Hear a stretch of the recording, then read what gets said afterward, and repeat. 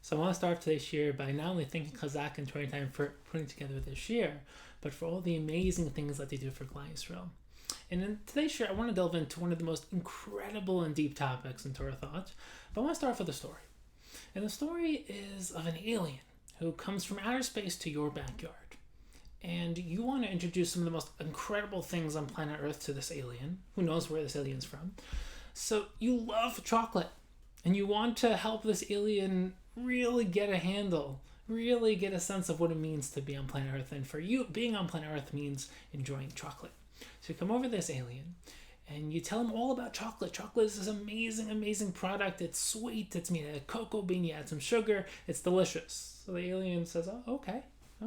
And then you say, this is what a picture of chocolate looks like. And then you spell out the word chocolate underneath the picture. So now you've told him about it.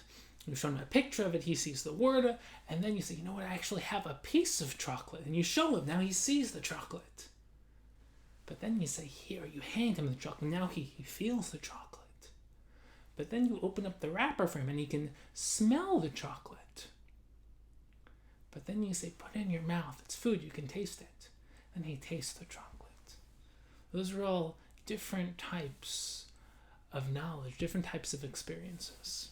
And you'll see as we go through this year why that's relevant and why that's important. Because I want to talk about perhaps the Iker topic when it comes to Judaism is what is the Iker? What is the core? What is the source of our Mesorah, of our tradition?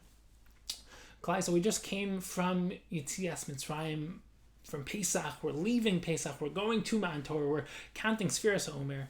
And we're really tapping into our Mesorah, our tradition. And we have to really question where's the Iker, where is the focus of our tradition? When we think about what it means to be a Jew, and we talk about the different types of zechiras, different types of remembrances that we have, but what are we tapping into? What are we sourcing ourselves back into when we think about our identity as Jews? So if I would ask you, what would you think the Iker, the core, the essence of being a Jew? What memory, what event, what idea, what would you say? What would you think we should be tapping into? So the real question that we're going to be delving into is the question of, should it be Yetzias Mitzrayim, which is where we just came from, that's what Pesach is about, Yetzias Mitzrayim, or should it be Matan Torah, Shavuos, which is where we're heading towards? And if you think about it, what was the entire goal of leaving Yetzias Mitzrayim? The entire goal was Kabbalas HaTorah, was receiving the Torah, connecting to Hashem, receiving our mission in life of being Malchus Shemayim and being someone who's mitzvah, someone who is commanded to live a life according to the mitzvahs, according to Torah. But something very strange is at the core of this question, because if you think about it, without a question, the foundation, the core, the center of our focus as a Mesorah is always Zeichel Yetzias Mitzrayim. And the Ramban says in Parshas Bo, one of the most famous Rambans, he says almost all of our mitzvos, especially the core mitzvos, are centered around this idea of Zeichel Yetzias Mitzrayim. So when it comes to Shabbos, when it comes to Shema, when it comes to Kiddush, when it comes to Tzitzis, when it comes to Tefillin, we're always remembering Yetzias Mitzrayim. And is that logical? And we're going to build up this question the more we go into this year, but I want to frame this as a question to keep in the back of your mind. Why would it be more important to have Zeichel Yetzias Mitzrayim as opposed to Zeichel Matan Torah? I mean, one of the most basic problems with this is that the entire goal of Yetzias Mitzrayim was to get to Matan Torah. And Matan Torah was where we experienced Hashem, where we received the mitzvos. It's like, if you're going to open up an album with your wife or with your husband and remember, the paradigmatic memory of what your relationship is all about, are you going to go back to the first date? Are you going to go back to the engagement? Or are you going to the wedding album where we married Hashem? That's what Matan Torah was about. That's what Shavuos is about. So obviously, Yetzias Mitzrayim is core. It's essential. But can it be compared to Matan Torah? Can it be compared to the marriage, the engagement, or the quote-unquote first date? But the engagement was Yetzias Mitzrayim. That's the Erusin. But the Nisuin, the marriage, that was Matan Torah. So why do we root everything back to Zeichel Yetzias Mitzrayim? That's something I want you to keep in the back of mind. We're going to gives several different approaches, but something which is not simple. It's a genuine question, and it's a good question. And we're not going to just give an answer, because the question needs to be strengthened, because it's not just a simple question of what's more important. As you'll see, it'll get a lot deeper. But what I want to do is I want to delve really deep into the difference between Yetzias Mitzrayim and Matan Torah. And this is such a powerful topic. It is such a core topic. It contains really so many principles, which each of the ideas that we're going to delve into really requires a whole shiur. So this is a core topic. This is not just sharing a beautiful idea. This is going to the very heart and core of identity as a Jew, what it means to be a Jew, belief in Hashem, emunah, bitachon, the essential core ideas that every sincere Jew should be grappling with and thinking about. We're going to really go to the heart and core of it. And obviously you can't contain everything in one shiur, but I want to really delve deep into it. So because the shiur is going to be deep and it's going to be long, I'm going to recommend that for those of you who don't want to, who can't listen to the entire thing at once, that's okay. Because this is not, for me, it took me years and years to develop this one shiur. So if you want to listen to it twice, if you want to listen to it in parts, that's completely fine. It's obviously going to be recorded. It'll be on Torah Anytime. It'll be on my website. It'll be in audio formats all over the place. But this is not just a beautiful inspirational shiur. This is a shiur which is going to require focus, concentration. If it were me listening to this the first time, just trying to get back into a headspace before I would know these ideas, I would want to be taking notes. I would want to be thinking about this. This is one of the most important ideas that, in my opinion, anyone can think about. And we're going to the core of so many essential things. So I know I've kind of built this up, but I hope you'll see how important these ideas are. And the question that I want to delve into is, what is the difference between Yetzias Mitzrayim and Matan Torah? Because the Ramban says that we learn almost all of the Ikari Emunah from Yetzias Mitzrayim. So if you go to Yetzias Mitzrayim, Hashem revealed himself to the world. So Hashem exists. And Hashem revealed that he's all-powerful, that he can overturn nature, or he revealed that there is no such thing as nature, meaning that everything is the will of HaKadosh Baruch Hu, that, the reason why things go up and down, or why water is water and not blood, or why, ice and fire can't synthesize as one, that is not a fundamental rule. That's because Hashem willed that into existence, and Hashem can change that. And everything is subject to the will of Hashem. Hashem also revealed Hashgacha Pratis. He revealed reward and punishment, that he's engaged in the world, sees what's going on, and that if you do something wrong, you can get punished, do something right, you can get rewarded. We're not going to go into all of the different Ikari Emunah, because that, once again, would require really a whole series to delve into the Ikari Emunah and really delve into the nature of those specific 13.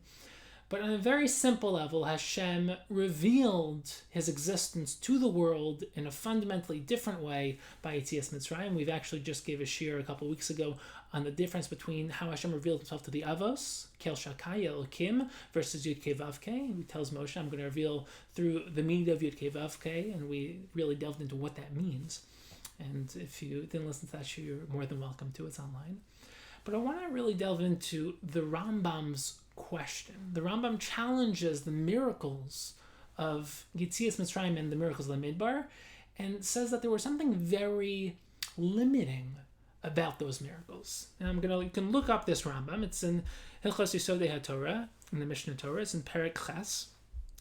The Rambam says that when it comes to Klal Yisrael's belief in Hashem and belief in Moshe Rabbeinu's prophecy, the previous miracles were not enough. The miracles of Yetzias Mitzrayim, of the Midbar, they weren't enough.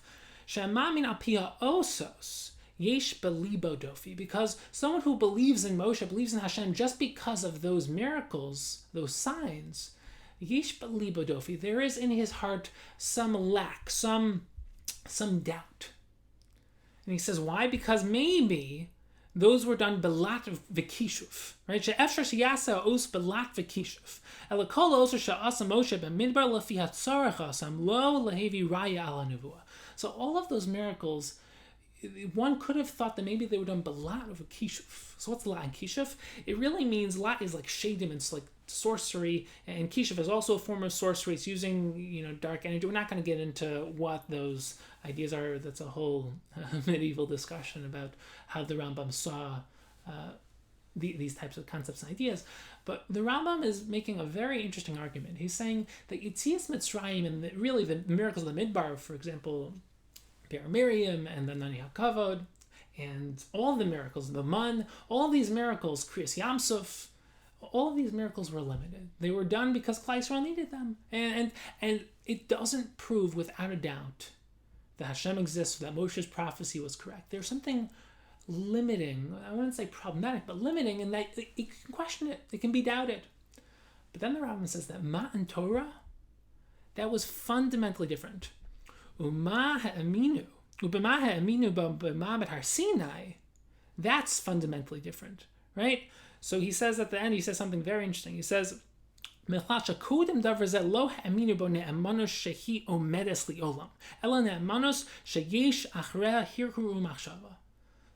before Matan Torah, before Har Sinai, you could have questioned, you could have doubted, but Matan Torah, Har Sinai, that was 100% proof. So now it seems very clear that Matan Torah was something fundamentally different than Yetzias Mitzrayim. That the previous miracles of Yetzias Mitzrayim, even in the Midbar, those were miracles that were important, they were good, they were miraculous, but they weren't the ultimate. And you could have questioned them, you could have said maybe it was really sorcery, maybe Moshe was doing this, that's what the Mitzvah originally challenged Moshe. They said, you're not real, this isn't Hashem, this is you, you're just a great sorcerer. But he says that Har Sinai, according to the Rambam, Har Sinai, Matan Torah, when Hashem revealed himself at Har Sinai, that was something fundamentally different. So it would seem now that the root of our emunah, the root of our belief in Hashem, in Moshe's prophecy, comes from Har Sinai, comes from Matan Torah. So once again, why is the root of our Mesorah Yetzias Mitzrayim? Why is everything Zeich Yetzias Mitzrayim? And just to deepen this, we need to question, why is Matan Torah better? Why is Matan Torah? Why is Shavuos, what we're commemorating on Shavuos, what we're tapping into and connecting to on Shavuos? Remember, when it comes to Chagim, we don't remember, we re-experience, we tap into, we relive them, we take it to a further level. So when it comes to this Shavuos, we're not remembering what happened, we're re-tapping into Kabbalah Torah, the experience of Kabbalah Torah. But the question is, why is that better than Yetzias Mitzrayim? Why Yesh B'libo Dofi when it comes to Yetzias Mitzrayim and the previous miracles, but Matan Torah, there's no doubt whatsoever. So we're going to try to understand this because it's not simple. There's no simple answer. So one aspect is that you can say that Yetzias Mitzrayim was a good proof. It's like 70%, 80%, 90%, 99%, but it wasn't perfect. Matan Torah, Kabbalah Torah, when we met Hashem at Har Sinai, that was 100%. We met, that was so much better. And you can even say it, the Kuzari of Yehuda Levi, he develops this idea that Klal Yisrael has experienced the only open revelation to an entire klal, a whole community of people. So there is no doubt, it wasn't that Moshe came down and said, I met Hashem. The Chazal say that the first two Dibros, Hashem himself spoke them. It was a transcendent experience. So we're talking about a fundamentally different type of proof than Yetzias Mitzrayim. And it's also, we're not going to go into this now, but every other religion doesn't have that claim. When it comes to other religions, they claim that an individual had this divine prophetic experience and then came out and revealed it to everyone else. For Klal Yisrael, Moshe didn't, for the last 8 Dibros, Moshe told it because it was so overwhelming. We're not going to go into this right now, but Klal Yisrael's neshamas even left their bodies when Hashem spoke. But the first 2 Dibros, Hashem himself spoke. It was open revelation for everyone. So the question, just before we delve deeper into this, one important question that many people ask is that that's not good enough for me. Because that's great for Klal Yisrael. They were there. But what about me? I wasn't there. I wasn't at Har Sinai. I didn't receive the Torah. I wasn't there. It's a famous question for why are we chayiv in Torah? We didn't commit to Torah. Our ancestors committed to Torah back, when they were at Har Sinai. We weren't there. So the Ramban develops this powerful idea, which is, number one, the Ramban says that there's a Mesorah. He says, very interesting, says, because there's a Mesorah, he says if you look at it, it's in Dvarim is Pershon Torah, Dvarim Perik Daled Pasuk Das. He says Ki ilu ruhu kol adoros. It's like everyone's like Ki lo neid sheker levanin, if lo ninachil osam davar hevel ve'ein bam. I'm not going to go into the whole lashon there, but he develops this idea that parents don't like their children, and there's a Mesorah. So you can question this, but the Ramban has a beautiful answer: is that we have a tradition, we have a Mesorah, generation to generation, of what happened, and we carry on that Mesorah, and that's really what the Seder night is about. With Pesach, we carry on that Mesorah. But the question for why it should apply to you and I is still there. Meaning, once again, we weren't there. It's great that they experienced this, but did I experience it? So the Shlach HaKadosh, who actually I'm a descendant of the Shlach HaKadosh, he says something extremely powerful. He says that every single Jewish neshama was at Har Sinai, and you were there. You did experience it, and you were actually at Matan Torah itself. And he says this beautiful idea, which also applies to Gerim. Gerim, they were also at Matan Torah. They were they were the individuals of the other Amim who, while the other nations refused to join into Klal Yisrael and accept the Torah, individuals did want to accept it. So those are the individuals who have that inclination to join into Klal Yisrael, to be Mekabel Malchus Shemayim, to be Mekabel the Torah. And they're simply returning to their root of when they originally accepted it at Har Sinai. So we have this idea developing. So we basically have so far developed this idea that Yetzias Mitzrayim was somewhat limited. Matan Torah was superior in some sense. So maybe Yetzias Mitzrayim was a really good proof. It was 99% or 80%, whatever it is. And Matan Torah is 100%. No questions. Yesh B'li Bodofi doesn't apply to that. So another advantage of Matan Torah, besides for the fact that there was a mass revelation to everyone, we have a Mesorah, and the fact that Hashem revealed himself to us, there's another important aspect which the Ramban develops again in Perik Daled Pasuk Tes of Dvarim, where he says that Matan Torah ensured that no future Navi would contradict the Torah. So this is a related point, because what's the importance of Matan Torah? The importance that Hashem himself gave us the Torah. So if another Navi comes in the future and says, I'm giving you a new Torah, different Torah, then no, Hashem himself gave us the original Torah and said that if a Navi comes in the future and rejects this Torah, it's not true. So not only was Matan Torah a better proof than Yetzias Mitzrayim, but it ensured the validity of the Torah. It ensured that no future Navi can come and contradict it, because we now, remember, the Rambam says that you have 100% proof in Hashem and Moshe's prophecy because of Matan Torah, and because of that, it says in the Torah that if a future Navi comes and contradicts the Torah, he's a Navi Sheker, so it provides the validity of Torah itself. So far we've basically developed how Matan Torah is a better proof, and it's also because of the fact that it's such an unquestionable proof, we know about the Torah's validity and how no one can ever contradict it in the future. But now we have a really important question. Now we have perhaps the most important question we're going to ask right now is, why were the miracles of Mitzrayim even done? If the miracles of Mitzrayim were limited, Yesh B'li Bodofi, you can doubt them, you can question, maybe it's not Hashem, maybe it's a sorcerer, maybe it's just Moshe Rabbeinu. Why were they done? What was the purpose of the miracles of Yetzias Mitzrayim? If it's about Emunah and Hashem, Matan Torah was so much better. And if it was to free Klal Yisrael, there were so many other ways Hashem could have just taken Klal Yisrael out. What was the purpose, according to Chazal, it was a year long of Makos. What was the purpose of the Makos if Hashem was going to provide a much better revelation, much better proof of his existence to Klal Yisrael and Matan Torah? So that's a really good question, but it gets even, it can strengthen the question, it can deepen the question, because why is everything Zeichel Yetzias Mitzrayim if Zeichel Yetzias Mitzrayim is actually not the source of where we have the ultimate proof of Hashem's existence? And to take it a step further, you think of it like this. Like we talked about how the entire goal is of Yetzias Mitzrayim is to get to Matan Torah. When you talk about a real goal, you focus on that destination. That was where we married Hashem. But you can strengthen the question even further, because, okay, fine. So we're now saying that Yetzias Mitzrayim should not be the root of our Mesorah, because the miracles of Matan Torah were even better. But is that true? Meaning everything we've developed so far itself can be questioned, because think of it like this. Hashem himself says that the miracles of Yetzias Mitzrayim need to reveal his existence to the world. It's unbelievable. If you think about it, Hashem says, what's the purpose of Yetzias Mitzrayim? L'man yedu, so that they know, so that you know that I exist. How can we say they weren't good enough to prove Hashem's existence? It's like, I just want you to understand how we built this. We built this. Yetzias Mitzrayim is limited. Ma'an Torah is better. So why is everything rooted in Yetzias Mitzrayim? But is that really true? Yetzias Mitzrayim is limited. It doesn't reveal Hashem's existence. If you look at the Torah, Hashem specifically tells Moshe that the entire purpose of the miracles and makos of Yetzias Mitzrayim is to reveal to Klal Yisrael that I exist. Hashem says explicitly, L'man Teda. He says like 5 or 6 times to Moshe that I want Klal Yisrael to know that I exist. And for the Mitzrim, it was supposed to be a good enough proof to the Mitzrim too. Hashem says, once again, L'man Yidu.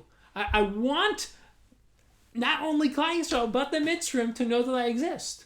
So one second, if we're saying Ma'an Torah is the ultimate revelation, Yetzias Mitzrayim is limited, Hashem himself said that the purpose of Yetzias Mitzrayim is to reveal his existence to the world. So how can we say it's limited? Hashem himself thinks it's good enough.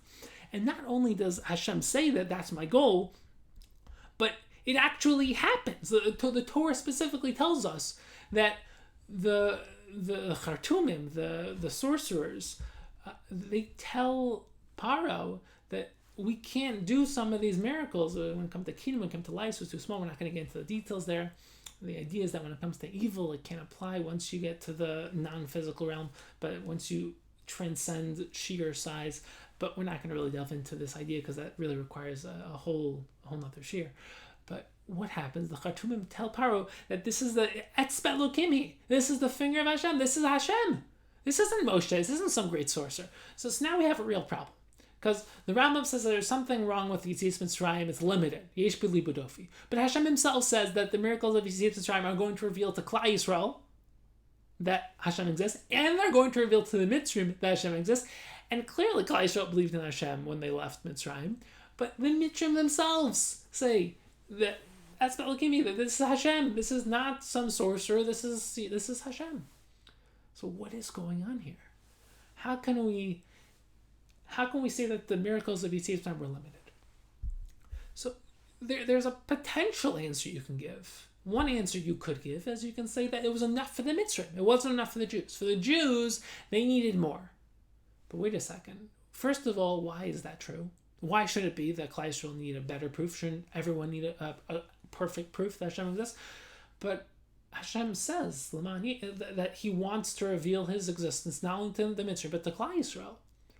So something strange is going on here. Are the miracles of Yetzias Mitzrayim limited or aren't they?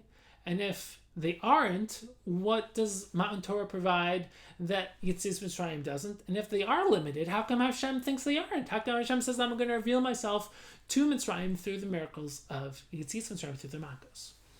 So this is really a fantastic question.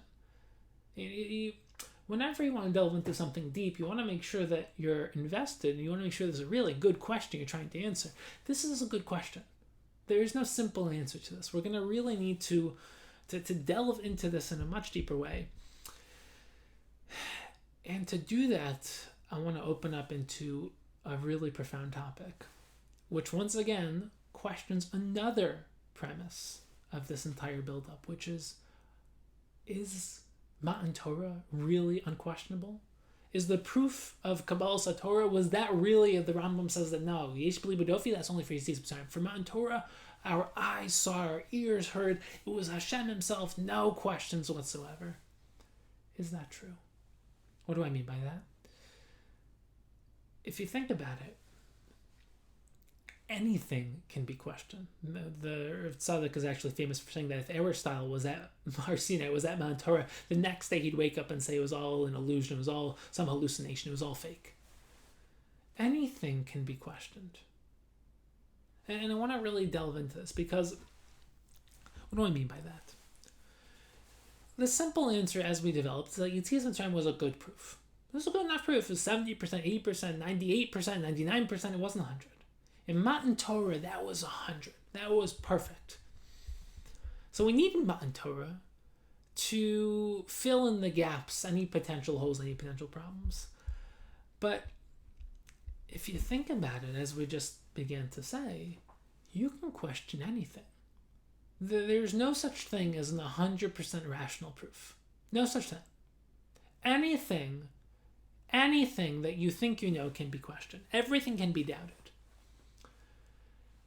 Now, when it comes to knowledge of Hashem's existence, rational proofs are great. Proof by design. You look at the world, it's extraordinary. You learn biology, learn physics, learn science, learn psychology, learn mathematics, learn anything in this extraordinary world that we live in, and you'll be in awe. You'll say, it's impossible for this to just happen by accident. There must be a designer or a creator. It's like people say that the chances of this world coming into existence randomly, by accident, just a random Big Bang, the chances that a monkey throws ink at a painting, at a canvas, and it comes out like a perfect picture, like a Da Vinci. Or it's the chances like a hurricane comes over an automobile, pieces and parts of automobiles, and the hurricane just randomly puts together a brand new car. Is this possible? Of course it's possible. Is it likely? It's not likely. Chances are like one, who knows how small their chances are. So is it possible? But look at the world. There must be that there's a creator.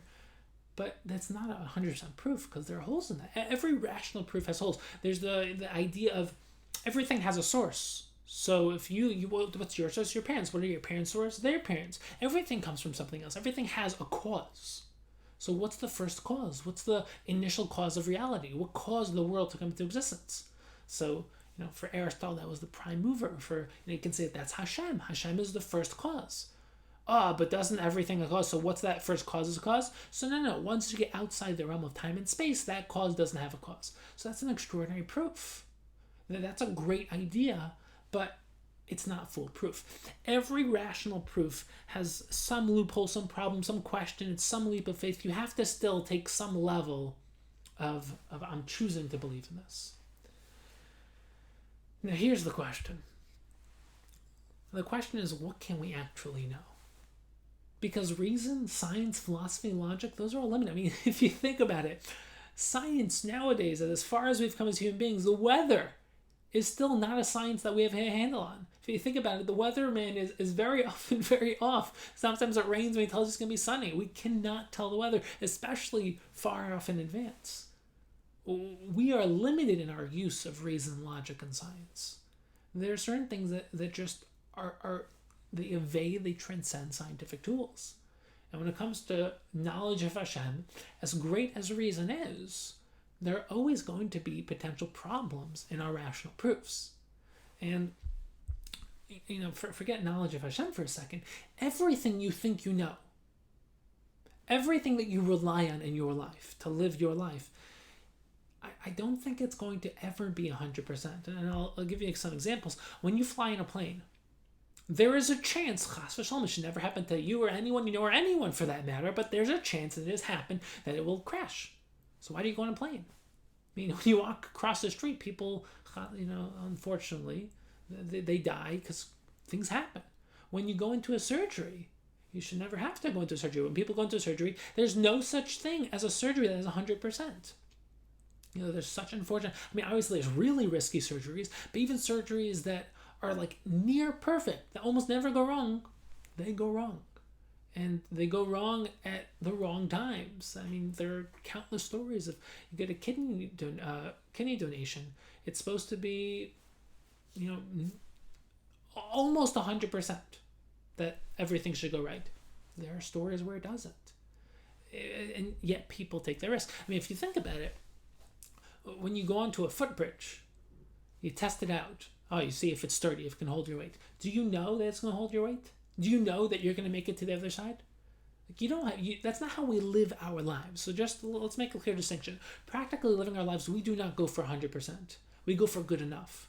The footbridge is a good example because you don't know if your step is going to be, landing on a firm piece of wood, or if that wood will crack in half and you'll fall down into the ravine below. But how do you know that every step you take on the street, that somehow the floor won't fall out from underneath you and you'll fall to the middle of the earth, the center of the earth. You don't know. Now, is that likely?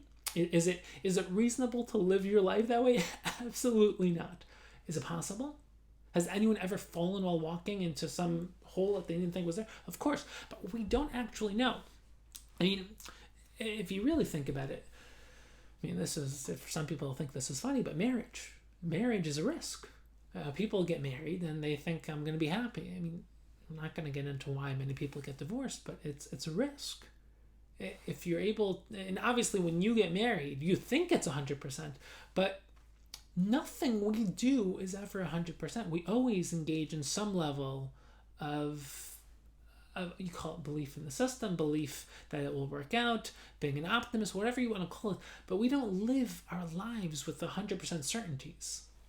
And it gets actually much more, I mean, I wouldn't say troubling, but I would say interesting, because if you think about the most essential parts of your identity, you're also living with good enough proof. You don't have 100% proof of really anything about who you are. How do you know you're Jewish? How do you know you're Jewish? Because your parents told you. How do you know they're Jewish? Because their parents told them. How do you know something in the past 1,000 years of your lineage, of your yichus? How do you know something didn't go wrong? Now, for some of you, you might actually know all of this, but you definitely do not have 100% proof. For a lot of people, they don't have any proof whatsoever. They literally just believe their parents. But even for people who actually investigate their lineage, there's no such thing as 100% proof of anything. I mean, think of it like this. How do you know that your parents are your parents? How do you, were you there? Of course I was there. Do you remember? No, you don't remember. Of course you don't remember. How do you know that your parents didn't just like when they were going on a date and they saw a beautiful child and they said, hey, it looks a little bit like you. It looks a little bit like you. Let's just, how do you know? Obviously, you don't. You have to believe, or at least take their word for it. You can do research. You can do whatever you want. Most people don't do research. But how do you know 100% anything that you have, so to speak, believed about yourself and your identity? This one for me was kind of like took it to another level. But Bertrand Russell is famous for saying, "How do you know that you weren't created 5 minutes ago? How do you know that your memories are real? Maybe you were created 5 minutes ago with all of your memories in place, and you're actually 5 minutes old, and so is the entire universe 5 minutes old. Is it possible? Of course it's possible.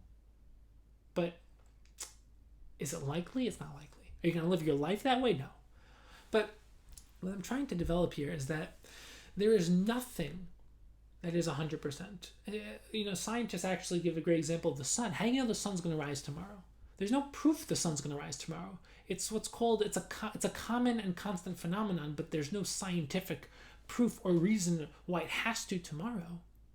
So, of course you believe the sun's going to rise tomorrow, but it's not 100%. Nothing that you know or believe is 100%. And the question is, how big is this problem? Because on the one hand, it's not big enough problem for us to change the way we live our lives, at least for most people. They're okay with not 100%. But the real question then is, what does rational knowledge provide us with? If someone says there's a 98% chance the surgery will go well, what does that do? What that does is it gives us enough of a reason to validate the decision to do it. So, for example, it's not going to give you 100%. There's still going to be an element of doubt, the HB Libodofi, but not enough that you will invalidate it. So rational proofs are really important, but they're not 100%. And that's,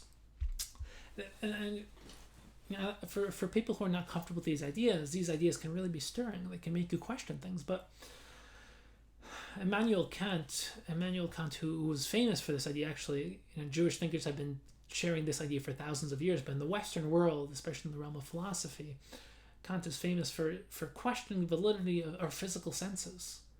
You think that you are seeing the world the way it is, but you're not. You're seeing the world the way that your eyes translate physical phenomena through, refracted light, the light comes into your retina, into your eyes. you're not feeling the thing itself. Your brain sends a neural response when you touch something. It makes you have a sense of feel, but you don't know anything about anything itself. All you know is how your physical senses translate it. So, the related point is you don't know what you look like. All you know is what you look like when you look in a mirror. You have no idea what you look like. You have no idea if how you see the world and experience the world is how someone else experiences it.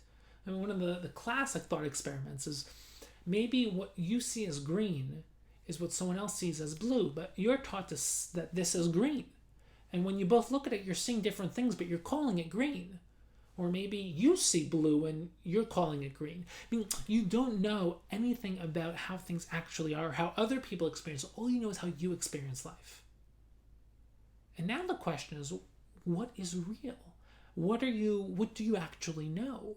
What can you know? What should you know?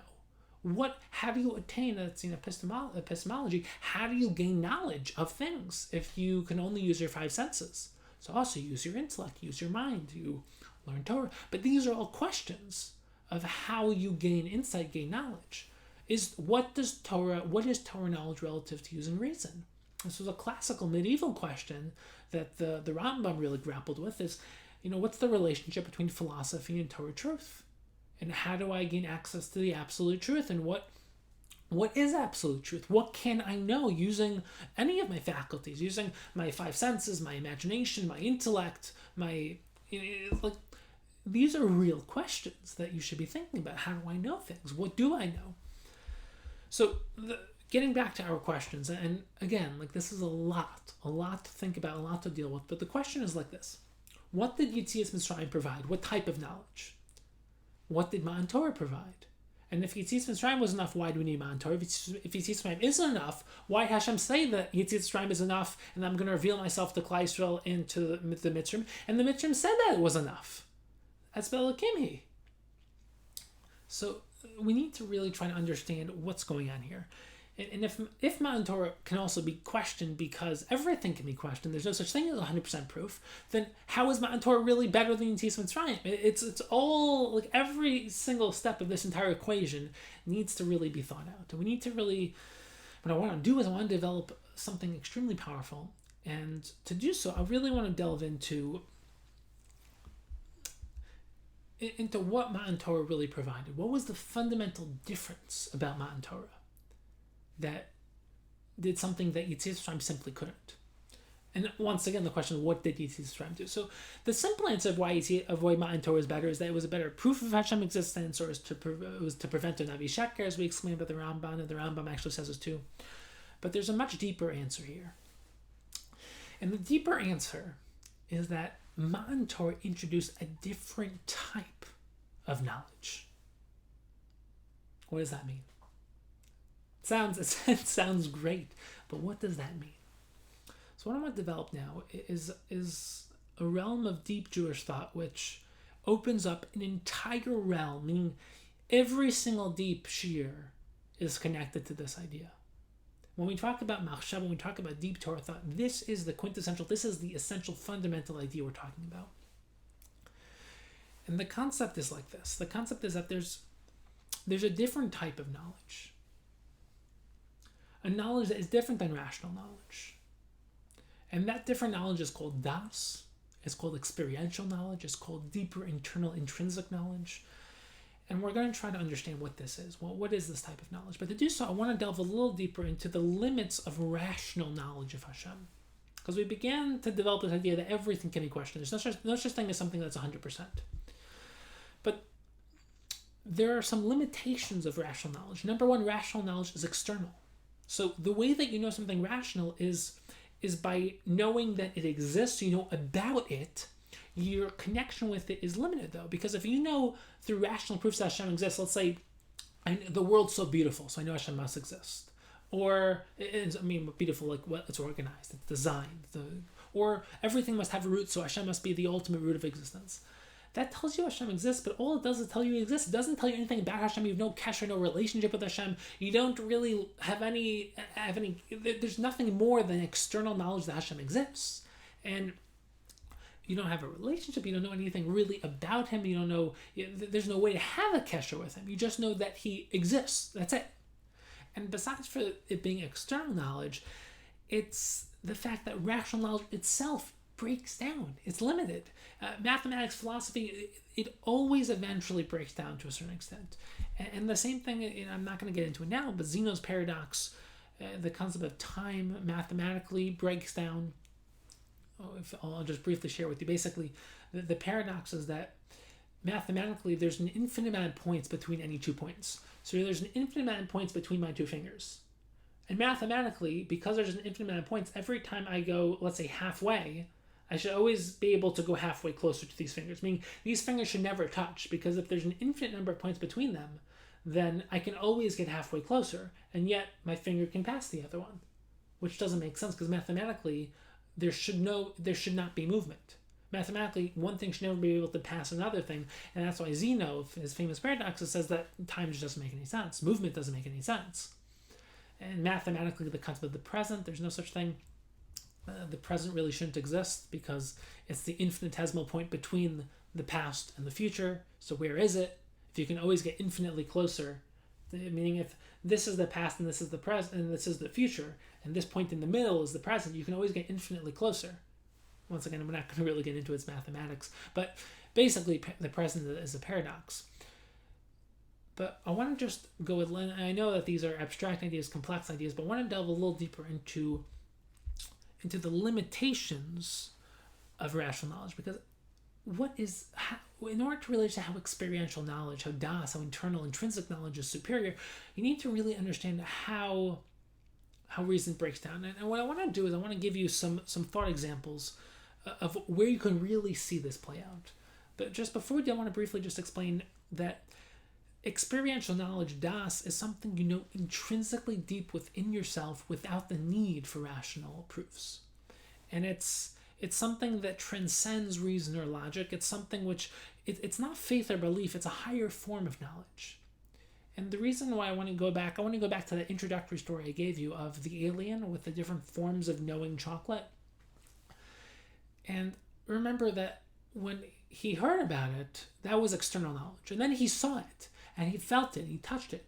But when he tasted it, it was something that was so real, something so experiential.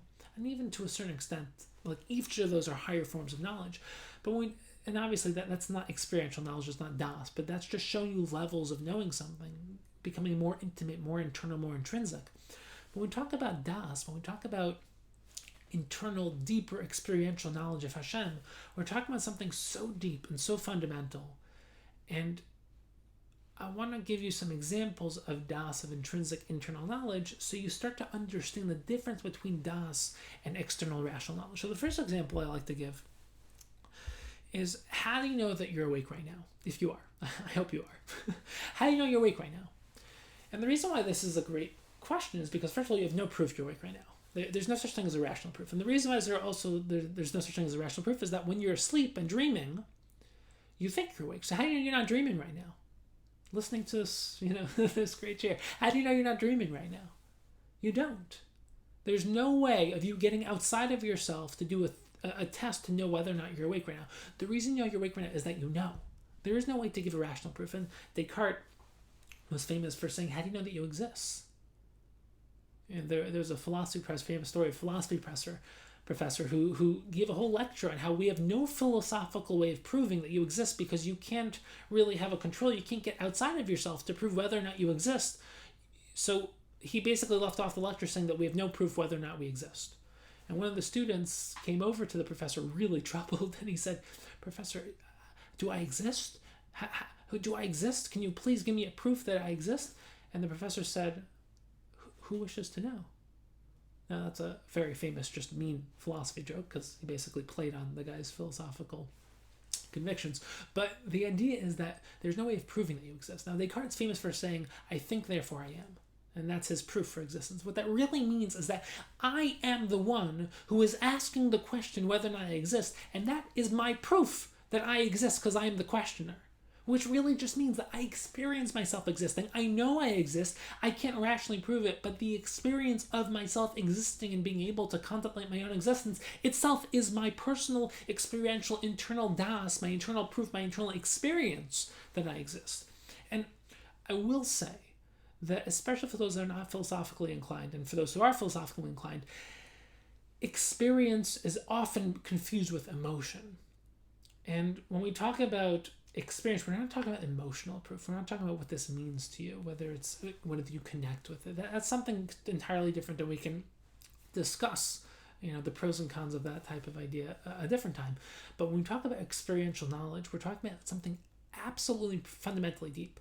And just so you understand, if you really analyze any genuinely deep philosophical Torah source, the end point of the philosophical inquiry will always take you to this higher level of das and experience.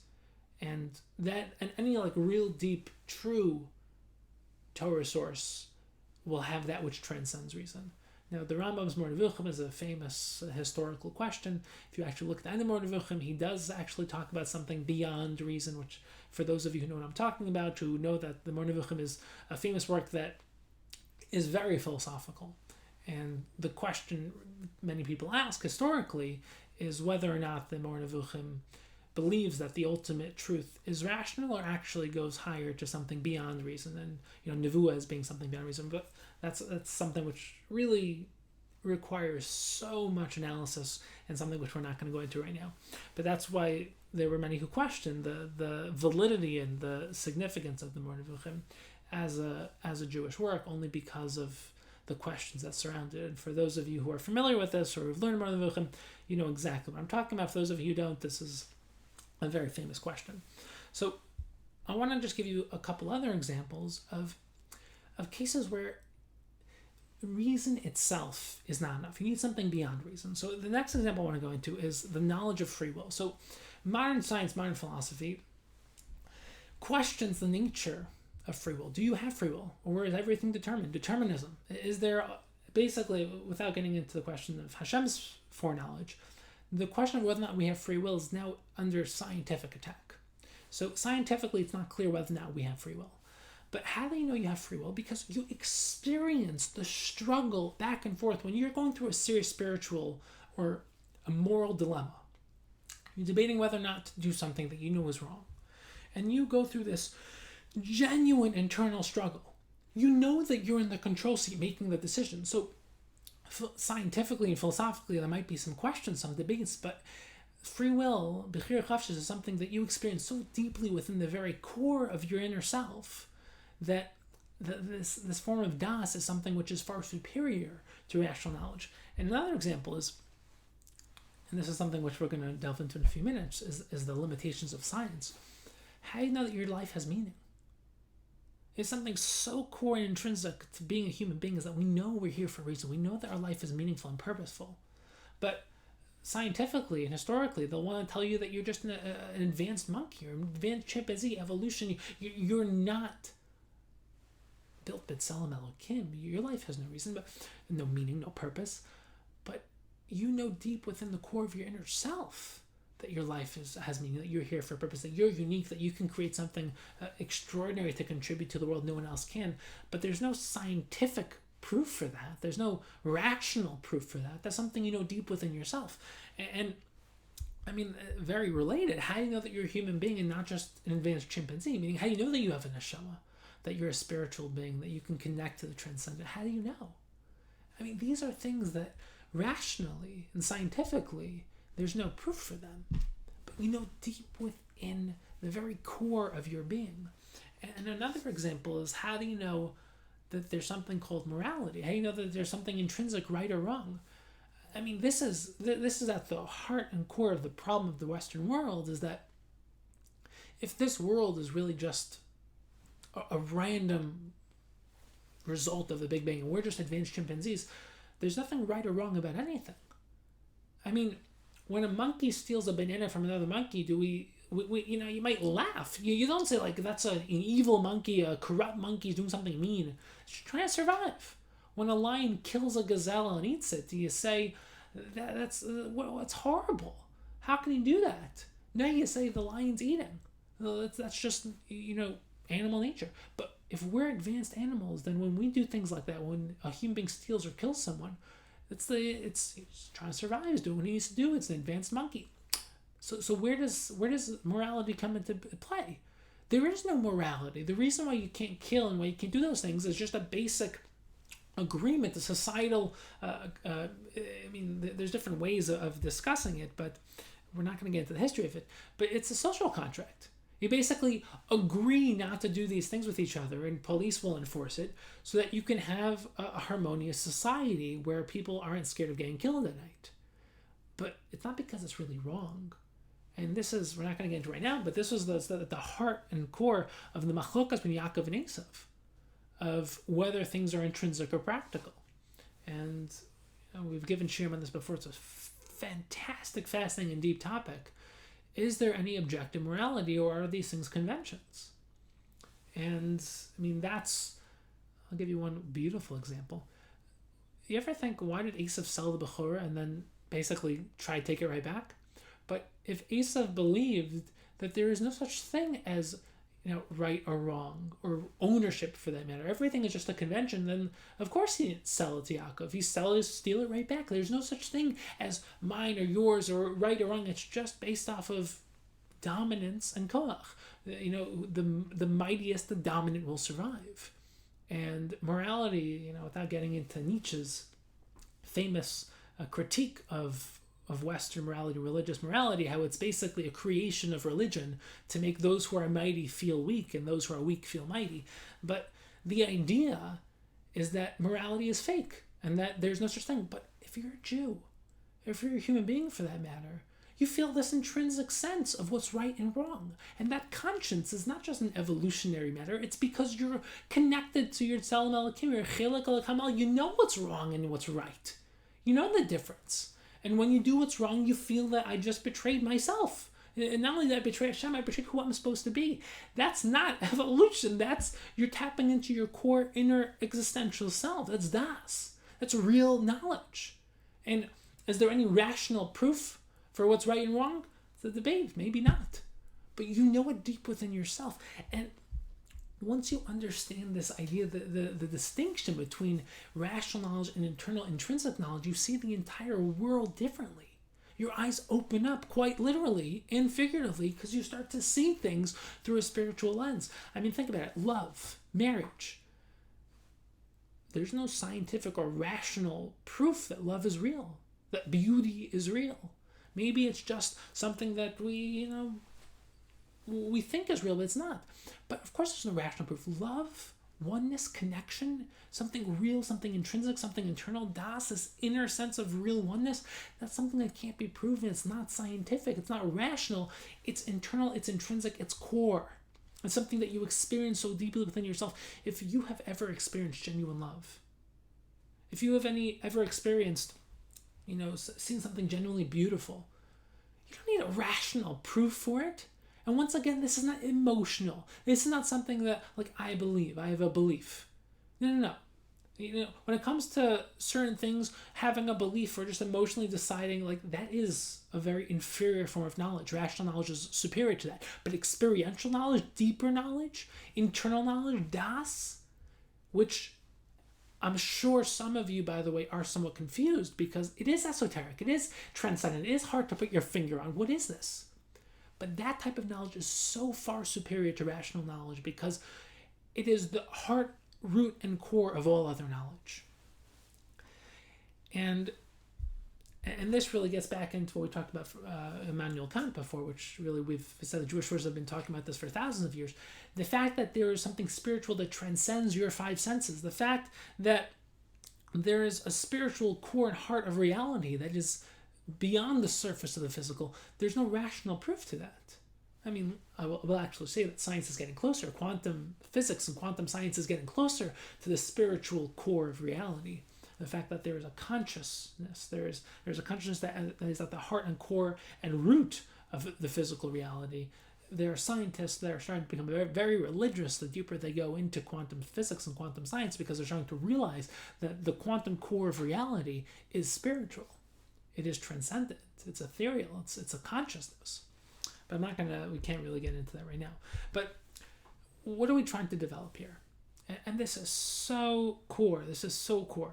There is that which transcends scientific rational knowledge. And one of the greatest ways of thinking of this is that many people, they think scientific knowledge is important. And it is. Science is extraordinary. It's fascinating. It's amazing. And it's essential. But the root and core of all physical wisdom is rooted in spiritualism. And the reason for this is because Estakel B'Reisa V'Alma, Kadosh Baruch Hu looked in the Torah and used the Torah to create the physical world. The physical world is an expression of the spiritual, which means that all physical science and physical wisdom stems from spiritual science and spiritual wisdom. Of course you can learn physical wisdom, but the heart and core and the root of physical wisdom is spiritual wisdom, is the Torah. That's why Avraham looked into the physical world and was able to ascertain and come to spiritual truth. He used the physical to source it back to the spiritual. Shlomo HaMelech, he had the Torah. Hashem granted him all of Chachmas Torah. He was able to use Chachmas Torah, the wisdom of Torah, to understand all of physical wisdom, understand the entire physical world. You can go either way because the two are connected. Obviously, the ideal and the core is to go top down. The Torah is the root and the core. So there's a whole discussion. Avram obviously got a very high level of understanding, but the Torah is the absolute core and the physical wisdom is the expression. So science can only tell you the what. Science can only tell you what exists in the physical world, that is. It can't tell you why. So, there's so many things that science cannot tell you. So science can't tell you why you're born. It can't tell you the purpose of your life. It can't tell you, where you came from, where were you before you were born into this physical world, and where you're going to go after you die and leave this physical world. Science, it can't really explain the nature of morality, of good and evil. It can't explain the concept of love. It can't explain, why are there males and females in the world? Why do you have to have a male and female to create a child? Well, why? So, we really we could, and I've given it before, the really deep, essential spiritual concepts of male and female. The Maharal goes deep into this idea, and why Hashem created the world through the concepts of male and female. And why do we refer to Hashem as male? All of these ideas are fundamental, but science can't tell you where where laws come from. Well, why are there any objective laws of both the physical world? Why are those the physical laws of science, and also laws that we use in our our democracy? Why are those laws? Look, where does everything in the world come from? The why behind everything, you can only really find a why within spirituality, within Torah. And one last example I can give is why is something beautiful if it's beautiful? Why is that beautiful? Why do we think, if we agree something is beautiful, why? So these things are beyond reason, beyond science. They're even beyond words. And, I'll just give you one great, we can really go into it later, but one great way to really show the distinction between rational knowledge and intrinsic internal knowledge is, can you put it into words? I can go into this a little bit later, but can you describe in words? So Rav Chaim is famous for saying that when it comes to learning Gemara, if you cannot put it into words, you don't know it. And the reason is because learning Gemara Be'in, if you really learn a sugya, open up a Gemara and learn a sugya, B'kiyas or Be'in, if you really understand it, you can put it into words. You can describe it. You can say it back in your own words. When it comes to real deeper wisdom, like what does it mean to experience existence? What does it mean to experience that you exist? You can't describe that. It's beyond words. Any words you use to describe it, or like, how do you know you exist? I know. Can you describe it? No. These things are beyond words. And it's any deep, intrinsic, real form of knowledge you know so deeply within yourself that you can't really put into words. And you can actually see this. If you ever experience something extraordinary in your own life, you see like, wow, or like, oh. Why? Because it's so amazing that to put it into words and describe it, it belittles what it actually is. There's no words. You're really just saying like, I have no words to describe this. And that is a sign of some internal, deeper, true experience. And it's not foolproof. But the idea is that when you know something so deeply, a Torah idea, which is a deep idea, not just something, not just something simple, but something profound and deep, you know it's so deeply within yourself. But you can't really describe, you can't really give it over in your own words. It's not because you don't know, it's because you do know it. And it's because you know it so deeply that it can't exist in the realm of limitation, the realm of words. And the paradox of Torah is that that type of wisdom was also given in the form of words. And the Maharal says something amazing. He says that Moshe Rabbeinu, his lisp, came not because he had a lack of knowledge, but because he was so deeply connected to that which is transcendent that he couldn't formulate finite words. He couldn't speak. But the paradox is that, and the miracle is that once Hashem created the Torah, which is a paradox of the infinite being expressed in finite words, it says, Vaydaber Moshe, that Dvarim Moshe spoke, Moshe was able to now speak in words, perfectly fine, once that paradox occurred. Because Moshe is Torah, Torah is Moshe. So once the Torah was given over, once the infinite, the das, and once the Ratzon Hashem and the Chachmas Hashem was given over into the finite words of Torah Shabbat, then Moshe was also able to express and connect the infinite to the finite. That was the paradox. But the idea here is so fundamental that rational knowledge is limited and experiential knowledge is deeper.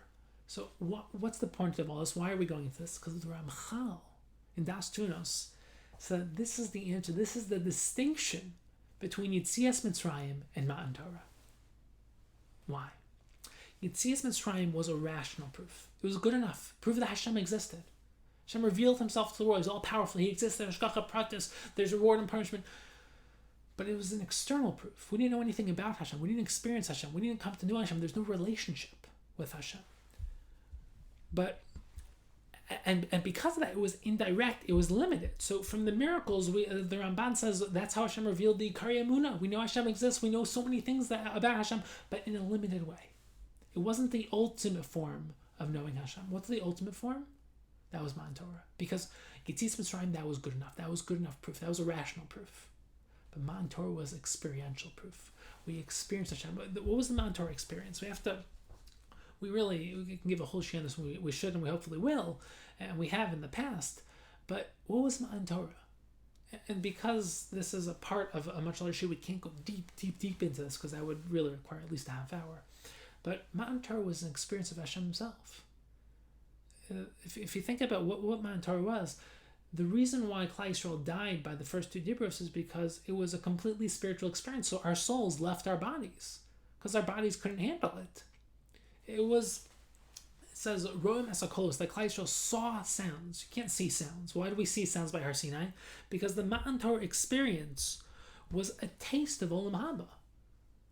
One way to think of it is that like this world is a place of movement, right? I can move my hands. I move through time. It's a place where you can grow and become. You can create yourself. Olam Haba is where you experience everything you become. It's static.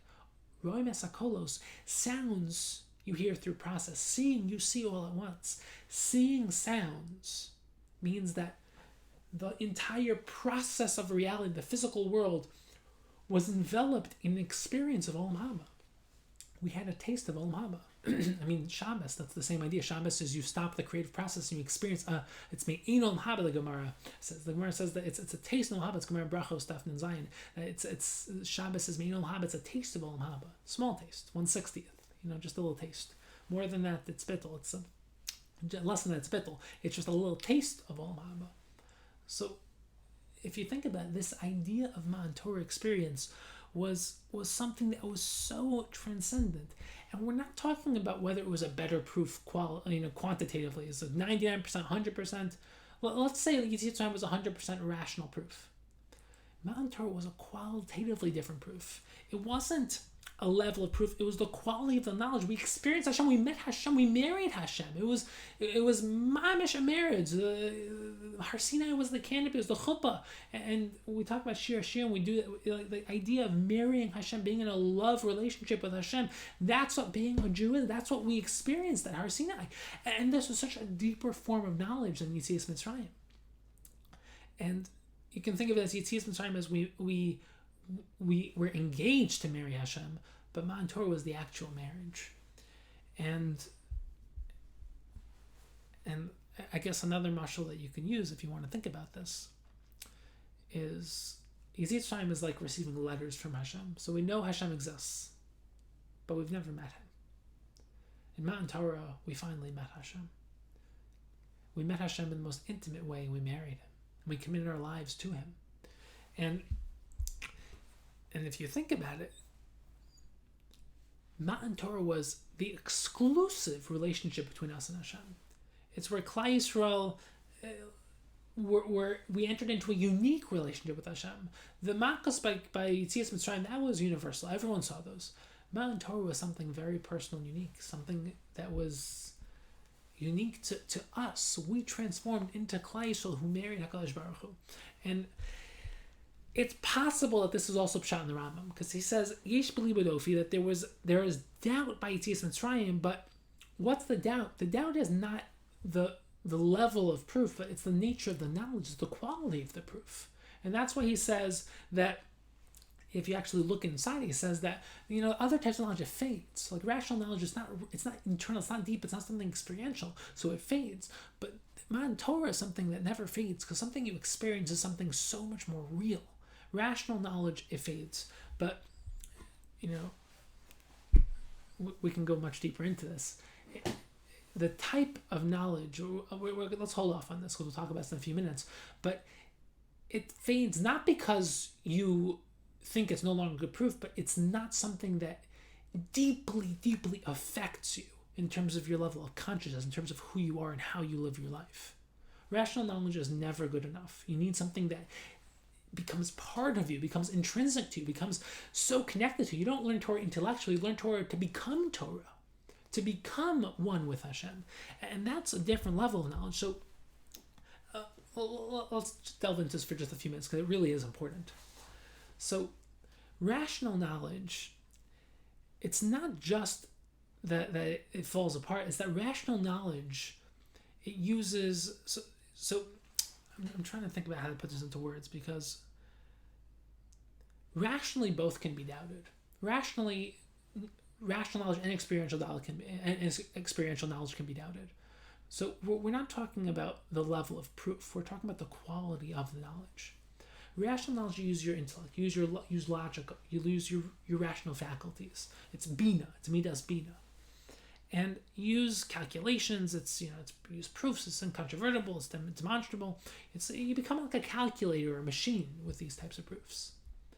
But inner experience, inner knowledge, the knowledge binds to you. It becomes part of you. You become part of it. There's no way of disconnecting yourself from the knowledge, because it has become you and you have become the knowledge. It becomes part of your consciousness. And part of this was, like we just said, can you describe it into words? You can't describe it in words because it's so beyond words. It's so much a part of you. But there's another level here, which really gets back to the Chet of Adam HaRishon. But all sin stems from rational knowledge. When something is das, when something is deeply internal to you, when you know something so deep that it becomes part and parcel of your identity and your existence, you will never, ever, ever mess up. You only mess up when you can block, because what is sin? Sin is blocking out intellectual, rational knowledge to basically engage in whatever you're not supposed to be doing. That can only happen when the knowledge is something that can be blocked out, something rational that can be pushed aside. But when something is so internal, so deep, so intrinsic to who you are, you can't block it out. So, for example, if you knew that when you ate or did whatever it is, or were about to engage in a sin, that you were going to cease to exist, of course you wouldn't do it. But what you can do with the amazing thing about being human is you can block out aspects of your knowledge to engage in things that you know you shouldn't do, but because you want to do it. You have a different ratzon. You have a ratzon to be your best self. You have a ratzon to engage in not your best behavior, and you can cloud out your higher ratzon. You can cloud out your higher self to engage in this. That's only because it's rational. It's the wrong type of knowledge. If you can develop and build this correct knowledge, which is this higher internal das, that's how you overcome your Yetzer Hara. But when you get to the point where it's so intrinsic and so a part of you that there's no way that you can mess up on it. And I'm not going to go deeper into this because I want to get back to our main question. But this is the heart and core of what it means to be a Jew. It's building this inner knowledge of self, building this inner Chachmas HaTorah, building this inner connection to HaKadosh Baruch Hu. It's developing this internal world, this internal mind, this inner das, a relationship. A marriage without inner das, a marriage without this inner world, this inner shared mind and self, this inner shared space, it is not a genuine marriage, and it will not be a genuine marriage. I'm not saying it will fall apart. I'm saying that that's not what a marriage could and should be. If you want to build a real marriage, a real relationship, it has to be one where there is such a genuine, deep internal das connection, where you come to know each other and yourselves in infinitely deeper ways. Always, like every single day, you're learning more about each other and yourselves and Hashem, and it's this infinite development of self and shared self, where you don't lose yourself but find a deeper form of yourself within this building a shared self with each other. And it's something that you're building and creating this oneness of self, but not losing yourself, but always redeveloping and committing to developing a higher form of your individual selves, and then investing that into your shared self. And then that shared self allows you to become an even better version of your individual self. And then it's this infinite relationship, but it's rooted in das. It's rooted in inner knowledge and inner awareness and inner connection, inner relationship. And many, many, many relationships, many friendships, but unfortunately many marriages are surface. You don't know each other, and part of it is because you don't know yourself. The first step of building a true amazing relationship is building a true amazing relationship with yourself. Then you can expand and build a true amazing relationship with your spouse, your wife, your husband, with Kadosh Baruch Hu, with Klal Yisrael, with your friends. But it all starts with building an internal deep das within yourself, and that's the heart and core of learning deep Torah, is finding and discovering your own inner das, your own inner self, really coming in touch with a higher level of consciousness, of awareness. And that's the heart and core of Talmud Torah. And Matan Torah was that marriage with HaKadosh Baruch Hu. It's where it was a marriage of consciousness with Hashem. It's where we melted into this deep existential oneness, where we became a part of reality itself in the deepest way possible. And that's the deeper form of why our neshamas left our bodies for the first two divrus. We literally were, sucked into reality, into just external existential connection with HaKadosh Baruch Hu. And that's really what das is. It's this form of connection. It's why, it talks about Adam and Chava, when it talks about their intimate relationship, it says das, because that's what real marriage is. That's what real connection is. Das is not just knowledge, it's knowledge where it synthesizes into a oneness, into a real deep connection. So I just want to briefly develop one point, then we'll go back to our original questions. So this one point I want to develop is that, okay, but Mount Torah is so extraordinary, it's so great, but we weren't there. So how do we develop it? So we mentioned that we have a Mesorah. So once again, that Mesorah is great. The Ramban talks about this. That's what really the purpose of this year night is, to re-tap into what we experienced at Mount Torah. And that's really our entire goal of learning Torah, and our entire goal of life is to re-tap into the Mount Torah experience and rebuild our connection with HaKadosh Baruch Hu, and to strengthen and enhance and build that relationship. And it's a relationship of deep inner consciousness, of deep meditation, of being motivated to constantly focus on it. And you live your life based on what you think about and based on where your focus is. So if your focus is on building a relationship with Hashem, that's where everything in your life will go. And one of the famous questions is, Hashem's not revealing himself in the world anymore. Hashem's not speaking anymore. But Hashem never stopped talking. Everything in the entire world is a form of communication. Everything, it's like when you look at someone and you see their facial language, their facial expressions, their body language, that's also a form of communication. Hashem stopped openly speaking to us. We talked about that, where there was a transition in history, Nevuah stopped, miracles stopped, but now we have to learn to see HaKadosh Baruch Hu within the hidden realms of nature, within the events that happen to us, and that is how Hashem communicates to us, based on everything within the revealed world of phenomena. And what are we trying to tap into? What are we trying to tap into? So remember, the Shlach Kodesh says that we were at Har Sinai. We know what at root we're trying to experience. And it's at the root of our very unconscious, subconscious self. And all of life is about delving into Talmud Torah, delving into Torah life, delving into the inner wisdom of what it means to be a Jew, and constantly expanding our sense of self and improving and enhancing and expanding our relationship with HaKadosh Baruch Hu and rebuilding that Matan Torah experience. But now we get back to our foundational question that we began with, which is that if Matan Torah is the core and ikar of life, it's the gateway into truth, it's the gateway into higher experience, it's where we met HaKadosh Baruch Hu, it's where we married HaKadosh Baruch Hu, and that all of life is really using Matan Torah, we receive the Torah, which is HaKadosh Baruch Hu's Ratzon Chachma, and all of life is using the Torah as the medium of reconnecting to that relationship and that oneness with HaKadosh Baruch Hu. Then why isn't our entire Mesorah rooted into Zeicher L'Matan Torah? Why is everything Zeicher L'Yetzias Mitzrayim? Because remember, we said that the Yetzias Mitzrayim was good enough. It's good enough for the Mitzrayim, it's also good enough for Klal Yisrael, but it was qualitatively not good enough. Matan Torah was qualitatively, it was experiencing an inner das, inner connection, inner relationship with HaKadosh Baruch Hu. It's where we married HaKadosh Baruch Hu. So why isn't everything in our Mesorah Zeicher L'Matan Torah? So we said that there's, it could be one practical answer. Practical answer is that, and if you want to really think of it this way, one practical answer is that it was good enough for the Mitzrayim, but it wasn't good enough for us. So we mentioned already that it's a good answer. It's a practical answer. For the Mitzrayim and for the rest of the world, Yetzias Mitzrayim was good enough, but for Klal Yisrael, we have this greater relationship. But why is everything in our Mesorah going to be Zeicher L'Yetzias Mitzrayim? That says that Yetzias Mitzrayim is great, so you can say that maybe it's because our job in life is to be an Or L'Goyim, is to reveal truth to the world, and therefore we root ourselves back in that universal revelation because we take Matan Torah and we reveal it, in a certain sense, what it means to be a Jew to the world. Okay, so that's a good answer.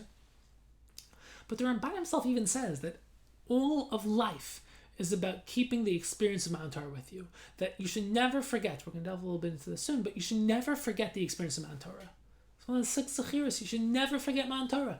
So if we should never forget Matan Torah, why are we always remembering Yetzias Mitzrayim? We should always remember Matan Torah. So what I want to do is I want to develop 6 deep answers. And I'm not going to say one answer is the answer. We're going to develop it. I'm trying to build a framework of how to really engage in this, because if you really tapped into everything we've developed so far, the question should be stronger now. Matan Torah was everything. It was literally everything. It was the pinnacle, it was the highlight, it was the crescendo, it was everything that we're trying to accomplish in life. It was the ultimate experience of Olam Haba, of Hashem himself, Matan Torah, Kabbalah Satorah. Why is everything Zeicher L'Yetzias Mitzrayim then? Matan Torah seems to be a far superior root of our Mesorah. So one approach is, like we began to say before, is that Yetzias Mitzrayim is still the root of our Ikar Emunah. The Ramban says that all of our Ikar Emunah come from Yetzias Mitzrayim. Hashem exists, Hashem is all powerful, it's Hashgacha Pratis, reward and punishment. So because these are such important principles, we root our Mesorah back to Yetzias Mitzrayim. Okay, so it's a good answer. Once again, the question still remains though. Okay, that's great, that was the core of our Ikar Emunah, but still, wasn't Matan Torah far superior? Wasn't that also far more important? Where we receive the Torah, shouldn't that still be the heart and core of our Mesorah, where we always root ourselves back to? So it's a good answer. So far we have, Klal Yisrael versus the rest of the world. We go back to the universal revelation, or you can say that it's the Ikar Emunah. We go back to where the Ikar Emunah rooted from, but we can still try to develop a couple other answers that expand our framework and build a little bit of a deeper outlook on this topic. So another possibility is that Yetzias Mitzrayim was the root and birth of Klal Yisrael. So it's true, Matan Torah was far superior in a certain sense, but we go back to our root, back to our birth. And if you think about it, the mitzvah of Chodesh Hazeh, that was the mitzvah of the new month, was also the renewal of Klal Yisrael as a klal, as a tzibor. The Karban Pesach, the Maharal says, is all the details of the Karban Pesach was about oneness, because I was creating the oneness of Klal Yisrael. So it's a lamb that's 1 year old. It has to be one piece, eaten with one chabura, one tzibor, one community. You have to be designated beforehand. It was eaten at one night, and they ate the one lamb, and it had to be roasted, not cooked, because when you cook it or boil it, it falls apart. But roasting it makes it, it kind of like makes the meat become more one piece. And you also have to eat it at one night. You can't have any nosar, and lots of other details of oneness. But the Maharal says all these details of oneness were to create the oneness of Klal Yisrael, because of the birth of Klal Yisrael that night. So you can say that true, Ma'an Torah was a far superior proof and revelation of Hashem, but this was the root of Klal Yisrael.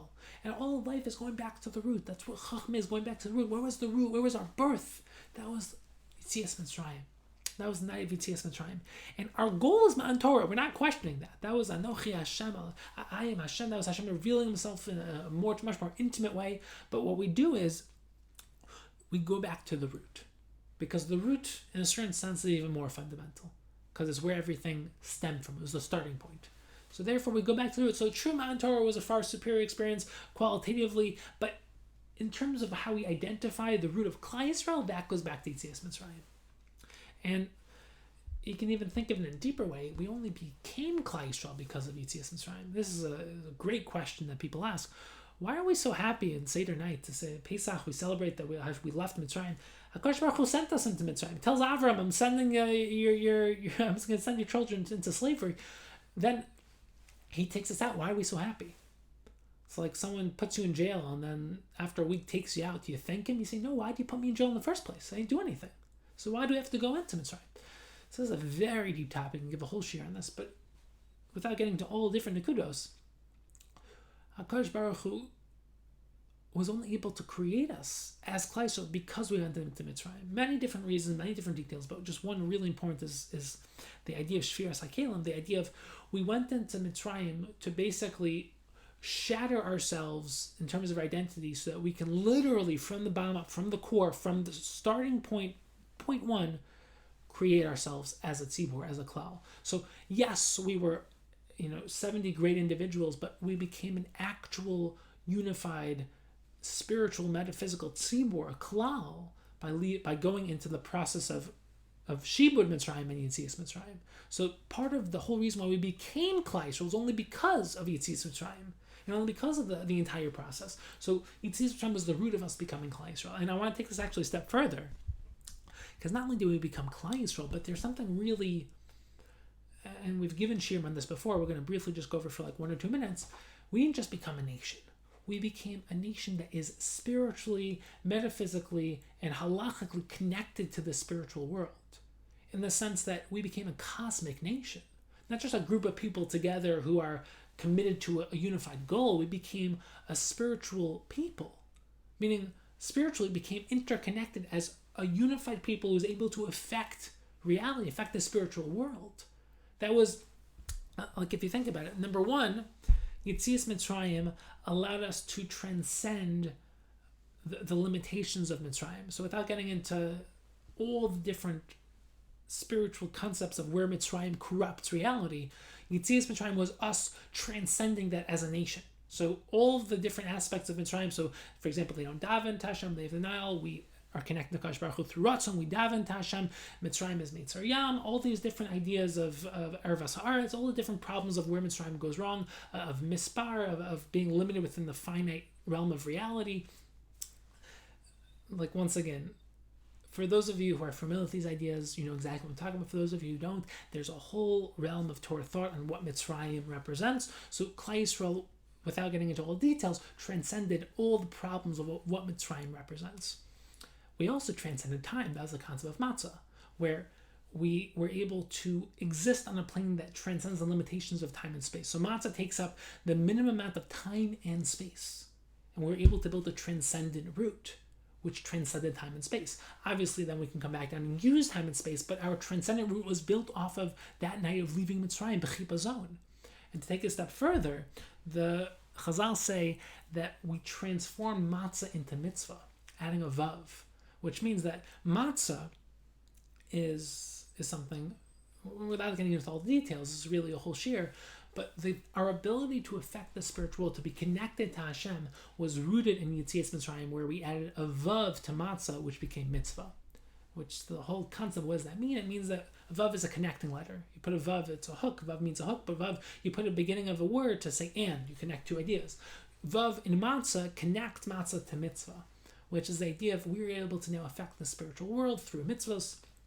I'm not going to get into the whole idea, but it transformed us into a nation that not only listens to Hashem's will, but is able to connect to Hashem through mitzvahs. Because what is mitzvah comes? The Maharal says that mitzvah comes through tzavta, which means connection. So we don't listen to Hashem only because He commanded, like a army officer, giving drills and giving orders.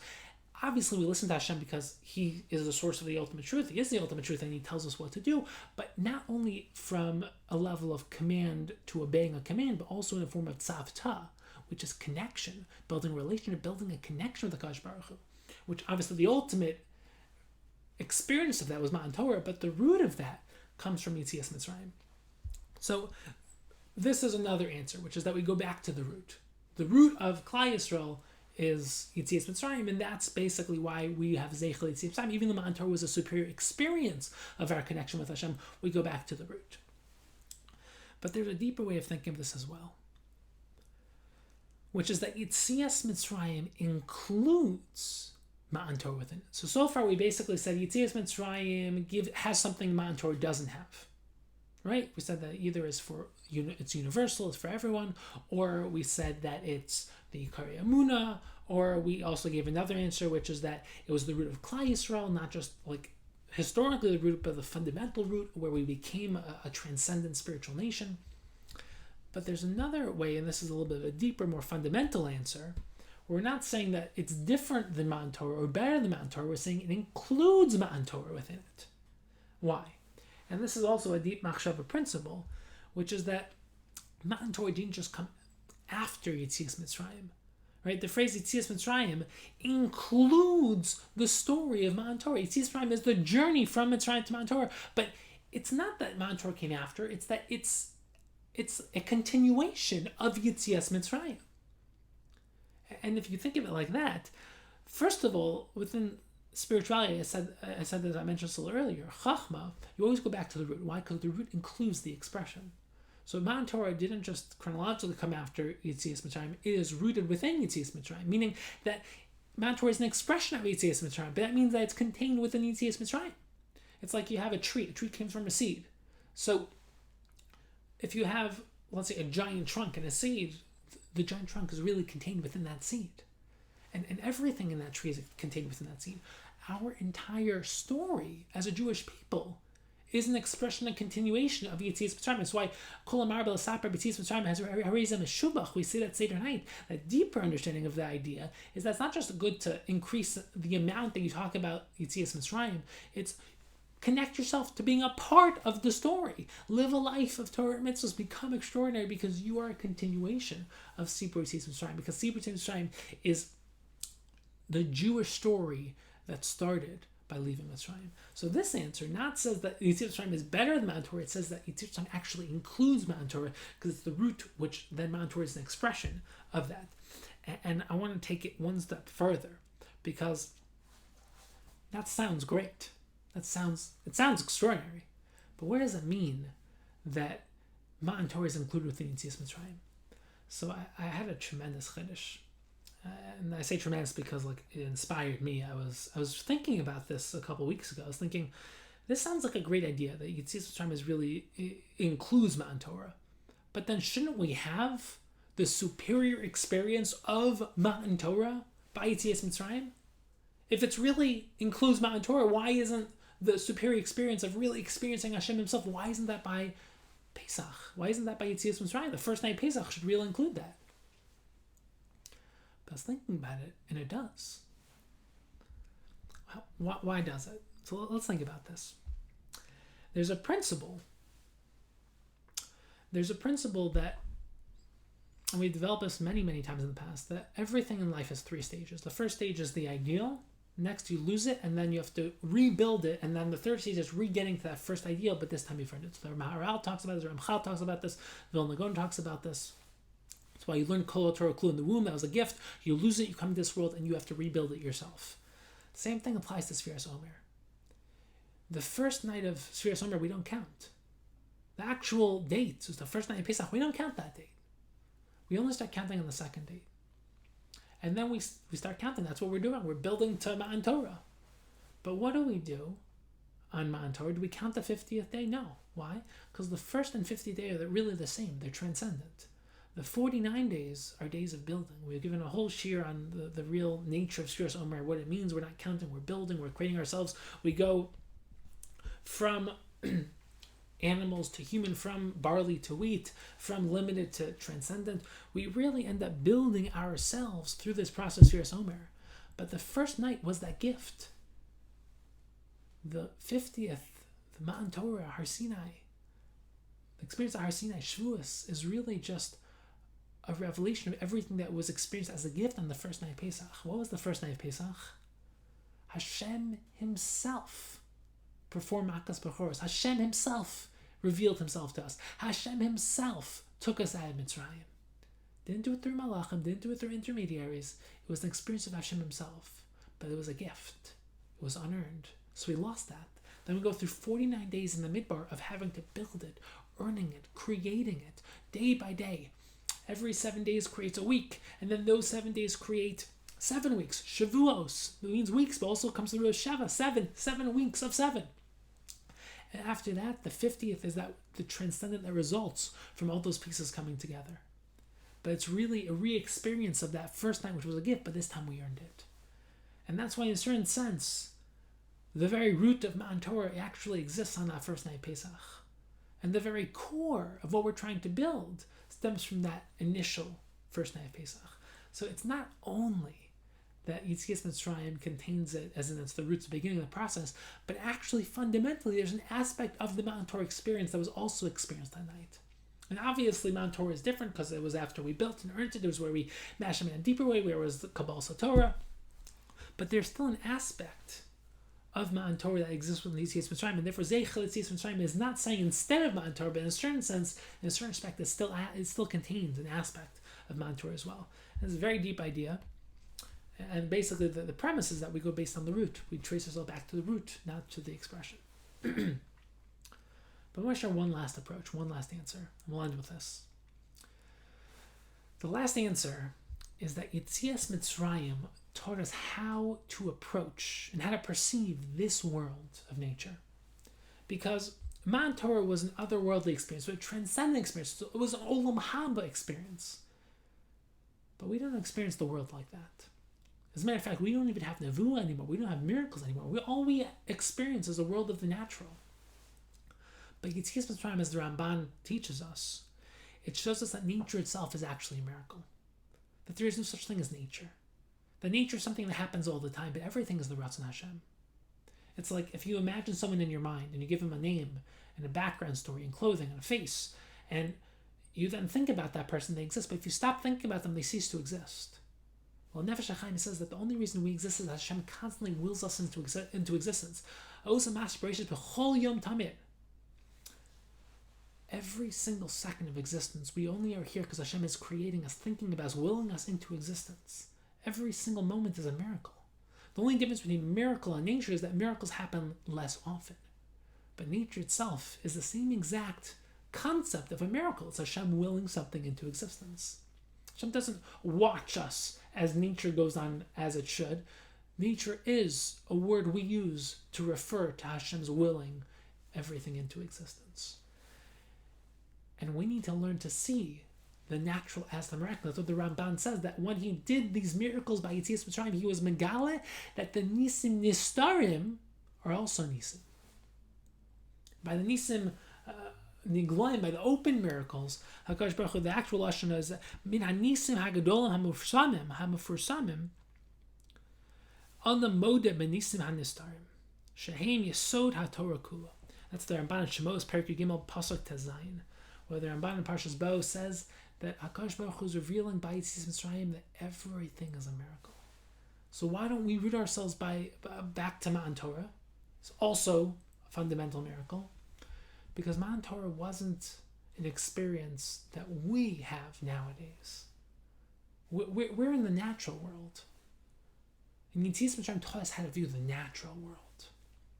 Matan Torah taught us the goal, taught us the transcendent. It revealed to us the ultimate kesher, the ultimate relationship with Hashem. but we live in a natural world, and therefore we go back to Mitzrayim because that's where Hashem taught us how to look at the natural world and say that everything in this world is a gilu of Hashem, is a revelation of Hashem.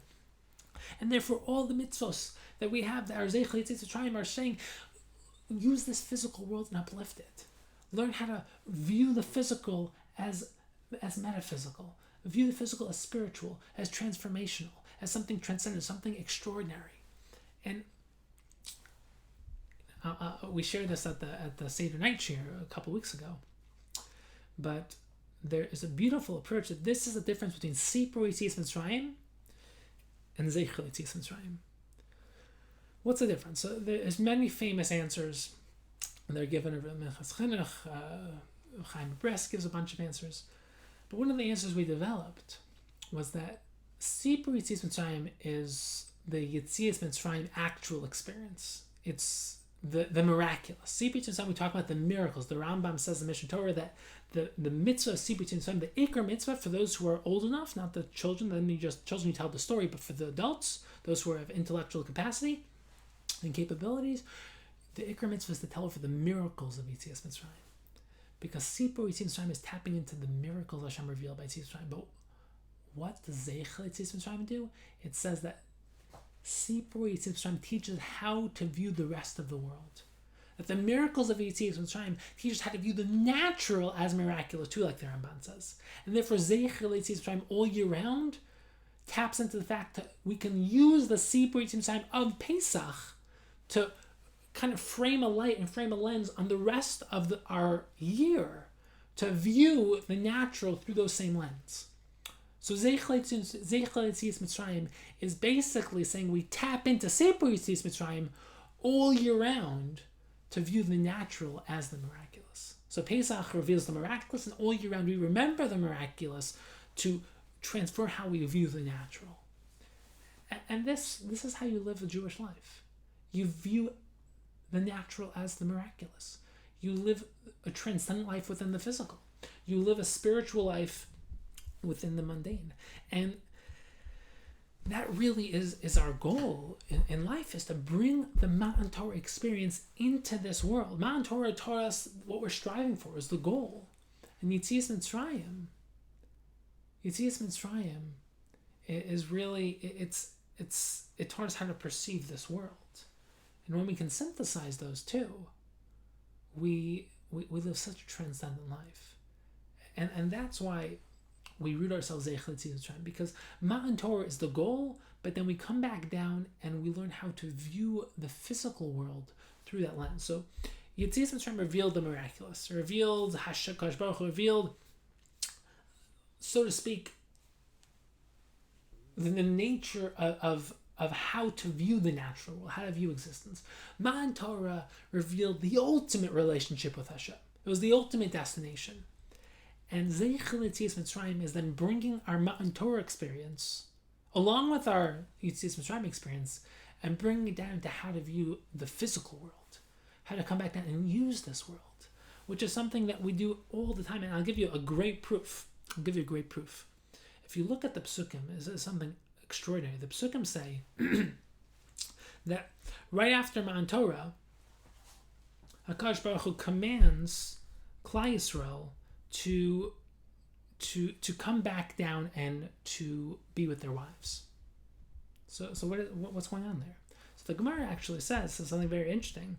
It says that the Gemara, it's a Hedron Daf Nun Tesam Beis, says that there was an Isser to be with their wives right before, and it says the pasuk says Shuvu Aleichem le'elo aleichem. So it says go back to your tents, which Chazal understand to mean that you should go back to be with your wives. So what does that mean? So the simple understanding is that I had to remove the Isser. There's an Isser to be with your wives 3 days before, and now there's a Heter. But the deeper approach is that Matan Torah was a transcendent experience. But then what was our goal after Matan Torah? Our goal is not to be malachim. Our goal is to be malachim within the physical world, to uplift the physical world. So right after the Matan Torah experience, Hashem says, go back and take the intimacy and the connection and the spiritual connection and engage it in the physical world, uplift this experience in the physical world, and be spiritual beings uplifting their physical experience and revealing the oneness of Hakadosh Baruch Hu within the physical world. And that really becomes our ultimate goal, because our goal is not to transcend this physical world, it's to bring transcendence into the physical world, to reveal the transcendence of the physical world. And that's really what Pesach was in a certain sense. On Pesach, we live a life of transcendence, of really, b'chipa zone, transcending time, transcending space. But we don't only have matzah all year round. On Shavuos we have lechem, we have bread. Why? Because once you can transcend the physical, you can use the physical. That was Abraham's midah that he taught the world, that you don't have to transcend the physical world to be spiritual. You don't have to be celibate. You don't have to meditate on a mountaintop all day. You don't have to be a pietist. You can actually use the physical to transcend, which is why his mitzvah was bris milah, taking the most animalistic organ in the body and using it to transcend. And that's important though, because once you can transcend, once you don't need the physical, then you can come down and use the physical. That's why we first have Yom Kippur, where we're malachim, we wear all white. We say Baruch Shem Kvod Machshel Aved, something that only malachim say. We, the Kohen Gadol goes into the Kodesh HaKadoshim because he's, completely transcendent on that thing. No man can go into the Kodesh HaKadoshim. But once we have Yom Kippur, once we transcend, once we connect to our angelic selves, we don't wear shoes, we don't engage in the physical in that day. We don't eat, we don't engage in anything physical or corporeal or limited. But then we have Sukkot, Zman Simchasenu, Simchas Beis HaShoeva. We're eating, festive meals of basar and yayin, and what's going on? Because once you can transcend, once you tap into that perfect root, then you can come down and use the physical world. That's the concept of wine. Wine is something so physical, something that can be corrupted. But every Zman of Kedusha, we uplift it with wine. Because wine is something which it is the most physical substance. As the Vilna Gaon says, the only physical, not the only, but one of the physical substances that gets better over time. All physical things, decay and erode over time. Wine gets better because it's the most spiritual physical entity. Because it can be used so inappropriately, but it can be used so appropriately. The Maharal says that everything is potential in this world. And our job is not to escape the physical. It's one of the reasons why Nazir has to bring Karban Chatas, is because there was a problem with him not engaging in the physical and uplifting it. It's not the ideal spiritual path. The ideal is to engage in the physical and uplift it. And that becomes so important because the whole world is a Gilui of Hashem. Our job is to recognize what everything in the physical world is an expression of the spiritual and to source everything back to its ultimate root.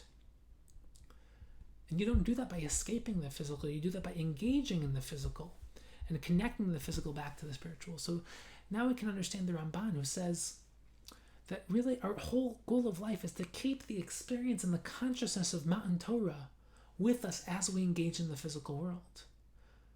And it's something so powerful. It's you live a physical life while still connected to the transcendent.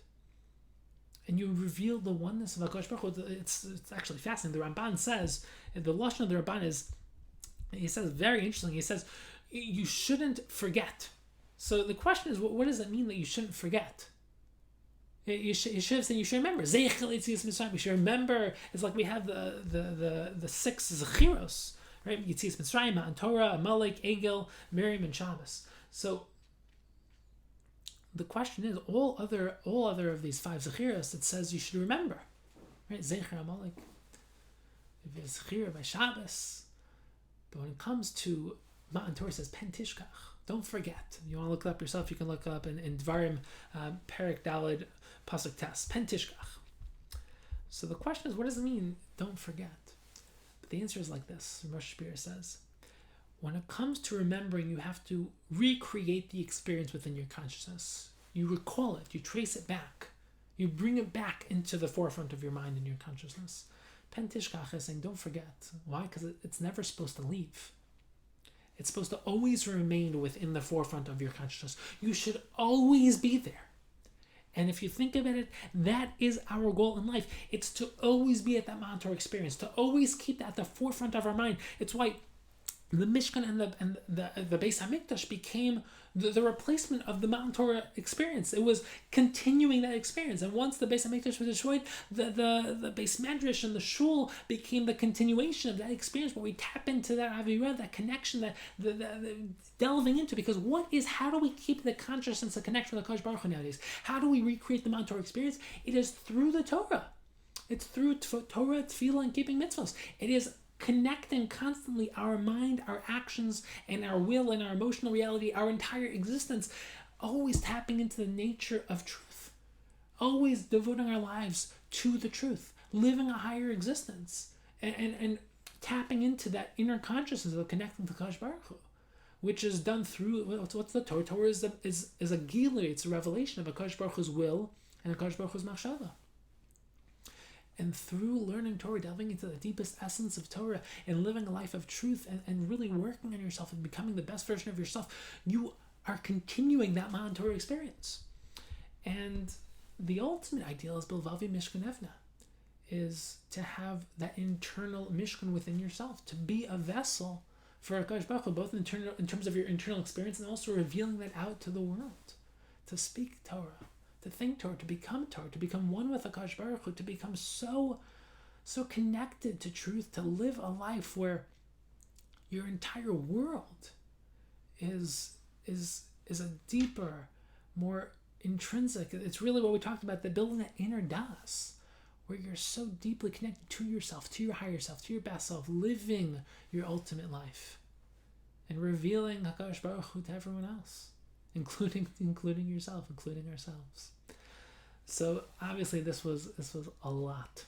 This was a lot. And I'll be very honest with you, I was debating to break this up into parts, but when it comes to part 1, part 2, part 3, a lot of people, they listen to a part here, a part there, but this is one structure. It's understanding the difference between Yetzias Mitzrayim and Matan Torah, why our Mesorah is rooted in Yetzias Mitzrayim, what Matan Torah was that Yetzias Mitzrayim. It wasn't why we always go back to Yetzias Mitzrayim, if Matan Torah is far superior to Yetzias Mitzrayim. And this is a dialogue. There's so much in this discussion, and I've thought about this for years and years and years. And if you want to listen to this again and again and again, there's so much in here. And don't think that this is a finished picture. This is a conversation. This is the beginning point, the starting point for you to think about these ideas. But there is one thing that I want you to leave with, which is that our goal in life is to be rebuilding the Matan Torah experience within our own lives. As Shlomo Kadosh says, we were all there, but our goal in life is to build it within ourselves, to constantly be delving deeper into everything, building a more nuanced approach to everything, to really be thinking. Obviously, you want to be engaging in the physical world. You want to be doing, right? You also want to be engaging your emotional self. You want to really make sure that you're feeling and experiencing on the lower level of experiencing how you live your life. Tefillah should be real. Mitzvah should be done, bezrizos and with excitement and with energy. And you want to engage your intellect. You want to be learning Torah. You want to be engaging in sugyas and shas and learning Torah b'yin and learning Gemara b'yin and really delving into sugyas and really doing them well. And you want to really be thinking about your purpose in life and why you're here. And you want to be developing your intellectual faculties, your rational faculties. Become intelligent. Use the midah of bina. But the ultimate goal is to engage in das, to engage in inner chachma, inner wisdom, the deepest level of wisdom, inner awareness, inner consciousness. Become more self-aware of yourself, of your kochos, of where you want to build yourself. And start to build an inner awareness of life, of inner consciousness. That's how you build your inner relationship with the Kadosh Baruch Hu. How you build your inner relationships with your spouse, and with your friends, and with Klal Yisrael. But it starts by building it within yourself. And that's really the main point of this year, is that the highest level of knowledge is inner das. It's inner awareness, higher level intrinsic core experiential knowledge. Higher experiential knowledge. And we're not going to get into it now, but that's really the ikar core of what Nevuah is. My bracha is that we should all strive to really build this inner das, this inner knowledge. And we should constantly strive for higher levels of das. Because as the Ramban says, you will never, ever, ever attain the ultimate truth. But our goal in life is to get infinitely closer. And there is no end. It goes on forever. Olam Haba is continued levels of ascension. And there are just stages of existence, stages of life. Right now, our stage of life is to endlessly pursue higher levels of knowledge, higher levels of becoming the best versions of ourselves, of doing the most good in the world, and becoming forever, ever closer. Continuously getting closer to Kadosh Baruch Hu. And my bracha is that we should really build and continue to build this Matan Torah experience within ourselves as we go through Sfiras Omer, as we build towards Shavuos. Let's remember the goal. of constantly experiencing Matan Torah.